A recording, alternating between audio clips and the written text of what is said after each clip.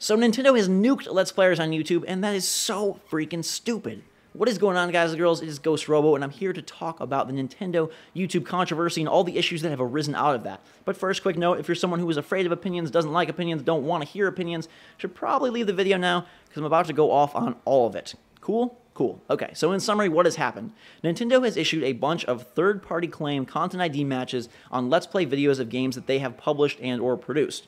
In effect, what this does is it changes the ability to place ads on the video from the walkthrough guy or girl, the channel owner, to Nintendo directly, shifting the revenue stream from the person who made the video to Nintendo.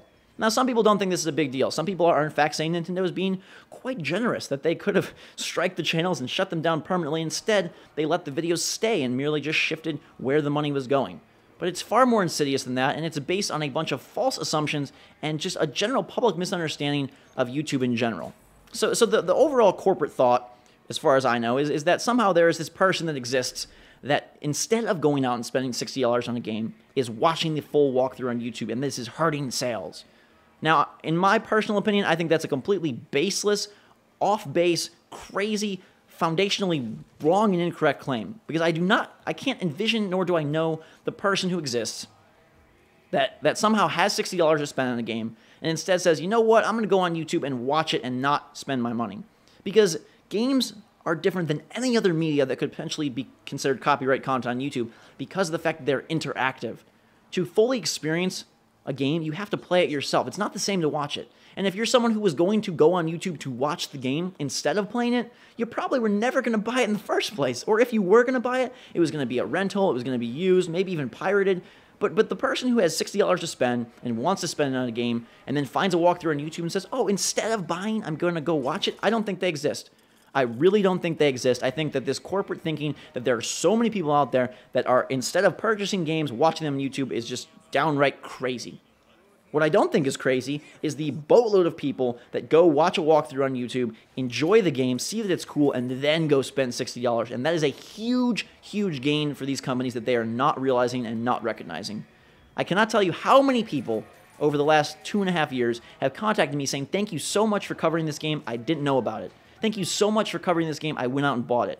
If it wasn't for you, I would not have purchased this game. If it wasn't for you, I would never have thought to try out this game. And I'm sure every other Let's Player on YouTube, every other big walkthrough guy has received tons of the same exact message. Not once, though, have I gotten a message saying, I was going to spend $60 on this game, and because I watched your walkthrough, I didn't do it.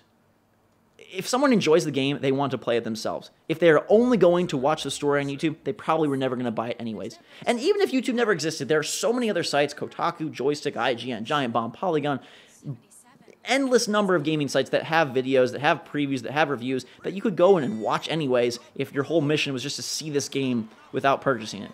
You know, and if their fear is, oh god, people will realize the game is bad and not want to buy it, then, you know, shame on you. Shame on you for trying to con people out of their money and making a bad game and hoping that they would buy it cluelessly. Again, there's so much coverage on the internet, I don't know how that would happen. I don't know how someone could be sort of, you know, conned into buying a bad game.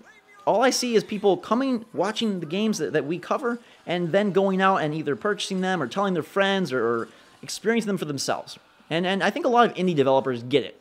You know, there's an article from Mike Bethel, who is the creator of Thomas Was Alone, a very cool and unique indie platformer that I played recently on PlayStation Vita, and he said Thomas Was Alone would not have been a hit without YouTube.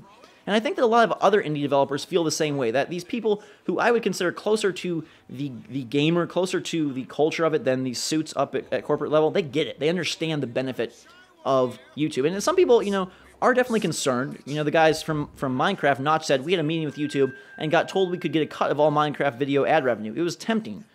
Remember, we almost did it. We would have backtracked after the feedback, but we almost did it. Scary. I mean, money definitely is a motivator in a lot of ways. They come to you and say, hey, you could be earning ad revenue off these games. Sounds pretty good.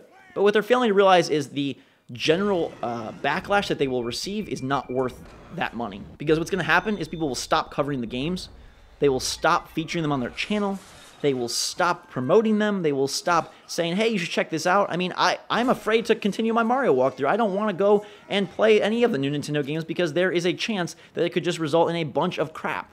And that is not good, because YouTube is a humongous, humongous source of enthusiasm, of excitement, of general free advertising for these games. And people people who trust the channels that they follow, they want to hear what they have to say on games. They go to them for their buying decisions. Should they buy this game? Should they not? They're not going in exchange of buying the game. Again, I just don't think that person exists. I think the entire formulation of their argument of, oh, there's these people that would have bought the game, but instead, who is that? And even if they do exist, there's no way to track them. There is no reasonable method to figure out who is not buying your game because they watched on YouTube. They don't have, mind meld trackers to go in and figure out the person that never paid a dime for a game because they watched on YouTube. If they exist, there's no way of knowing. So it's a moot point. The other thing that's come out of this that really bugs me is the whole thing from the general gaming culture that is not involved with YouTube, that, oh, YouTubers shouldn't make money on their videos, that, oh, it's not a, quote, real job. I mean, that really, it's such BS. It's such BS. It's such BS. Just because what we do involves covering games, and it's fun, and it's enjoyable, and it's a lively occupation, does not mean it's wrong or bad. Obviously, most people probably don't enjoy their job. And if you do, congratulations, that's awesome.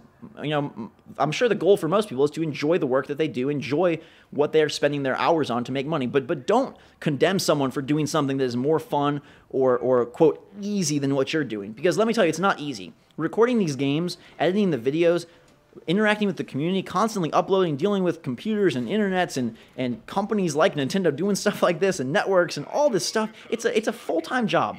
It's a 24-hour-a-day, on-your-mind constantly thing that takes a lot of effort. It takes a lot of investment of both time and money and just overall your person, yourself. You become fully involved in this thing just like any other job. And I don't care if people think it's a menial task. Oh, you're just clicking buttons on a computer. You could say that about any job. When I tell people about what I do, I don't say I sit around all day and play video games and, then sulk my way over to the corner and chomp on a bag of Doritos. I tell them that I commentate. Is a radio host not a real job? Is a sports broadcaster not a real job? Is someone who hosts a TV show not a real job? Color commentary in general, narrative, all of this stuff, voiceover, those are all very real jobs that people do respect quite well. I mean, I think people who are on ESPN, people who cover the Olympics, people that cover, the Masters golf tournament, those people are pretty good at what they do, and I think people kind of admire their abilities, and yet, even though we're doing virtually the same thing for games, it's really looked down upon. And for the people that do it well, for the people that value their commentary, for the people that professionally invest a lot of effort into creating coherent, fun, witty, quick, on-their-feet commentary, I think that should be respected. And I don't care if people think it's fun. There's plenty of jobs that are fun that people get paid for. There's nothing wrong with that. Somehow the general populace has this backwards thinking about money that first of all, people shouldn't really want money for things. And second of all, if they do, it should be hard, good work. It shouldn't be anything easy, quote-unquote easy. I mean, YouTube isn't easy. I don't think there's any person who is making money on YouTube that will tell you it's just a cinch. It's really a job, just like anything else. If you're a secretary, if you're a fast food worker, if you're a businessman, if you're a lawyer, everybody's doing something that could be categorized as menial or could be categorized as fun. So I hate that people go and just try to shit all over YouTubers and say that, oh, they're doing it easy, it's not really a real job, they shouldn't get paid for it in the first place, they're just piggybacking off creators' content. Oh, really? I mean, maybe the people who just post the game straight up, no commentary, maybe they should get a little bit more of a critical eye. But the people that go and they commentate over the entire game, first of all, they're doing a service for these companies by promoting their games basically for free, by showcasing their games for free. And second of all, it takes some effort, it takes some skill, it takes a lot of heart to do this job. And again, it is a job. It is a real thing. It's not fake. And I don't know if it's jealousy. I don't know if it's just general discontent or misunderstanding. But there seems to be this whole thing that people think, oh, YouTube specifically states that no one should be posting gameplay, so it's not allowed. And these people are just skating by kind of shadily in the first place. They clearly don't understand networks because all the networks, Maker, Machinima, TGS, Fullscreen, they've all worked this out so that we can post our gameplay, so that we're not doing something illegal. Do you really think that these gigantic networks that have thousands of channels under their banner, do you really think they're going by on the hope that these companies don't find out? I've also seen a lot of people quoting that Microsoft did something similar, but that never took shape. That never panned out. As you know, I've covered Halo 4 on my channel. I've covered Mass Effect 3. I've covered plenty of games that released on Microsoft consoles that were big titles and that definitely did not have any trouble whatsoever. So really, Nintendo is the first one who's taking an aggressive and active step to make something happen. They're not just speaking. They are taking action. They have shut down the revenue stream on a lot of videos so far, and people are genuinely very upset about this, and it's very worrisome. Because the last thing you want is one corporate guy to see another corporate guy doing something and saying, oh, we should do that. And they're completely out of touch with the gaming base. They're completely out of touch with the YouTube community. I mean, in general, YouTube is just very misunderstood. And I think it's growing into its own thing. I think people are understanding. Advertisers are definitely understanding. A lot of fans are definitely understanding that whether it's gaming, whether it's makeup, whether it's pretty much anything, YouTube is a genius source and needs to be a respected place for people to consume content, for people to see advertisements, for people to spend their time. You know, frankly, it's growing at a rapidly insane rate, and it's not going away. There are some companies that get it. You know, there are some people, like I said, indie developers really seem to enjoy working with YouTubers. I've had some great conversations with some really cool guys and people that are happy that we're covering their games. Even Telltale, who makes purely story-based games, you think they'd be terrified of YouTube Let's Players, but they made videos featuring people playing The Walking Dead because they enjoyed it. They thought it was cool that we were covering their game and showcasing it in a fun and exciting way. I really hope that Nintendo reverses course. First of all, they are in bad public light already. The Wii U is, you know, perceptively drowning, and people are afraid that it's not going to recover. And in general, Nintendo has sort of a stigma around it right now that is not positive in any way. And doing this has done them no favors.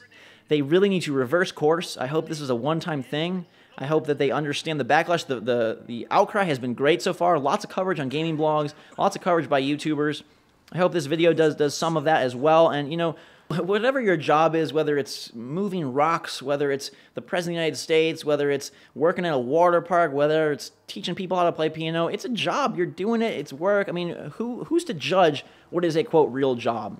I don't like that at all. I don't think it's fair. I don't think they understand. And it's really condescending to go in and say, oh, it's not a real job, oh, you're doing nothing, just because they think it's an enjoyable / fun thing to do. That doesn't make it wrong, that doesn't make it bad. I would hope that everyone would strive for a job that is fun and enjoyable. I would hope that everyone would strive to use their days for something that is exciting and brightens people's day. You know how many comments I get from people saying that, hey, thanks so much, you really made my day a lot better. You really helped me when I was down. That's a really positive thing. I do not feel in any way that YouTube hurts game sales. It only helps. And I hope that Nintendo understands this, gets this message, and makes a change very soon. Thank you guys so much for watching. Hope you have a fantastic day. Hit that like button if you enjoyed the video. Let me know in the comments below if I'm right or wrong, what you think. If you agree or disagree, I want to discuss it. Matters like these are very important to not only us channel owners, but also you guys. It defines the future of the YouTube gaming community and what you're able and not able to watch, to enjoy, to experience. And it will definitely make a huge shift if Nintendo continues on this course and other companies follow suit. So, that is going to do it. Thank you so much for watching and listening. Until next time, guys and girls, drink so much. Have a fantastic day. Until next time, we'll see you all later.